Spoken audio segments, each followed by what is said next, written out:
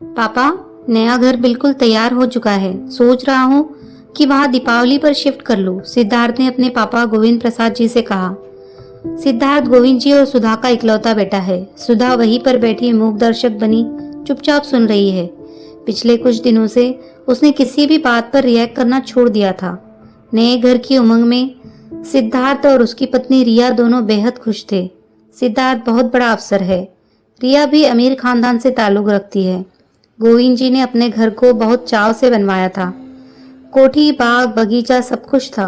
परंतु जब सिद्धार्थ ने कहा कि उसने भी एक घर का सपना देखा है, अपने घर का, ये सुनकर गोविंद जी आश्चर्यचकित रह गए थे। अपना घर? तो ये किसका घर है? नहीं पापा, ये घर आपका है। मैं अपने घर को अपनी मेहनत से बनाना चाहता हूँ। फिर उसने उनसे कुछ पूछने की जरूरत नहीं समझी थी। सब कुछ रिया और उसकी मर्जी से होने लगा था। बीच बीच में सिद्धार्थ उनसे सलाह ले लिया करता था। जबरन उन्हें 2-3 बार साइड पर भी ले गया था। माँ को तो न कुछ पूछा, न दिखाने की जरूरत महसूस की। सुधा के अंदर तो जैसे सब कुछ टूट गया था। जिस बेटे को उसने जान से भी ज्यादा प्यार किया था, उसने एक तरह से उसका तिरस्कार कर दिया था।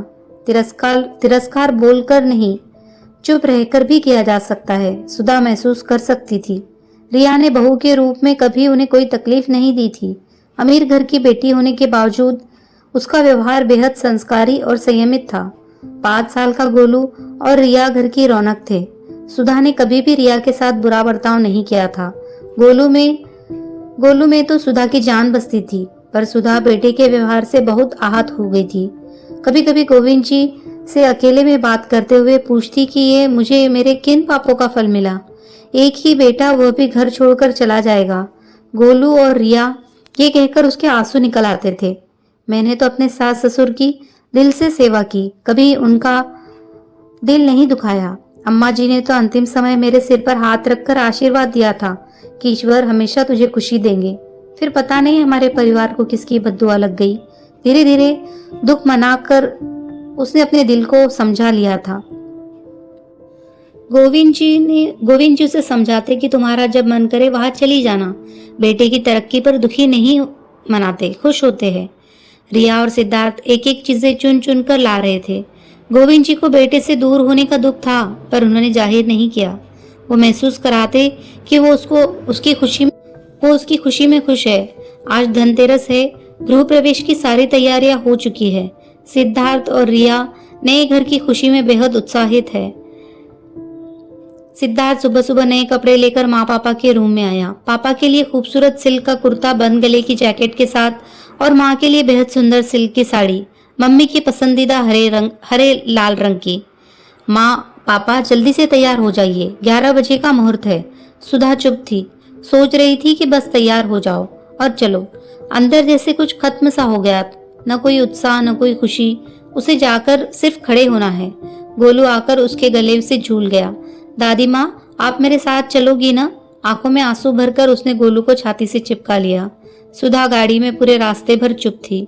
जिस दिन भूमि पूजन हुआ था, उसके बाद आज वो घर देखने जा रही थी। गाड़ी से उतरते ही सामने बेटे की कोठी को सिर उठाकर देखा तो दंग रह गई। बहुत खूबसूरत, आधुनिक तरीके से डिजाइन किया गया था।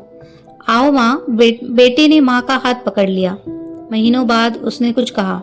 सुधा सोच रही थी कि आज नए घर की उमंग में अपनी माँ से अबोला खत्म कर रहा है। घर के मेन गेट पर नेम प्लेट देखकर सुधा स्तब्ध हो गई। सुधा गोविंद निवास। उसका दिल बहुत तेज से धड़क उठा। बेटा माँ के चेहरे के भाव पढ़ने की कोशिश कर रहा था। अंदर रिया खड़ी मुस्कुराई। आइए माँ, आपके नए घर में आपका स्वागत है। ये लीजिए आपकी अमानत। रिया ने घर की चाबियां सुधा के हाथ में रख दी। बेटे ने माँ का हाथ चूम लिया। माँ, अपने नए घर में भगवान के लिए भोग अपने हाथ से बनाओ, पर प्रसाद मेरी पसंद का होगा। सुधा समझ ही नहीं पा रही थी, क्या बनाऊं? सुधा की आंखों से आंसू टपक पड़े। हलवा बनाऊंगी, मेरे कान्हा जी की और तेरी पसंद का। पहले अपना और पापा का रूम देख लो माँ।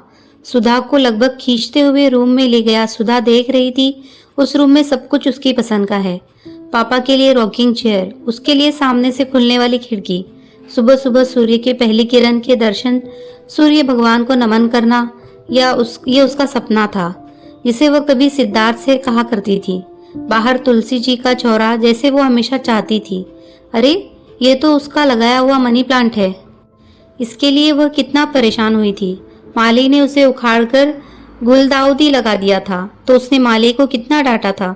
तो मेरे बच्चे को सब कुछ याद था।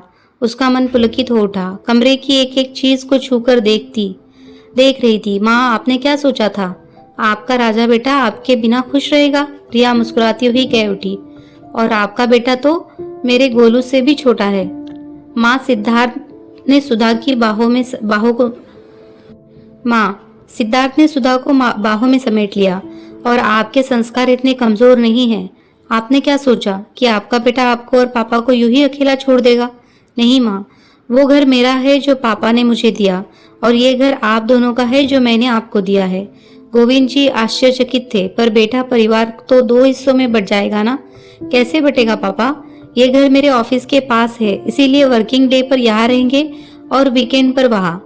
मैं दादी माँ के पास ही सोऊंगा। ऐसा कहकर गोलू दादी के आंचल में छिप गया। सुधा आंखों में खुशी के आंसू लिए अम्मा जी का हाथ अपने सिर पर महसूस कर रही थी।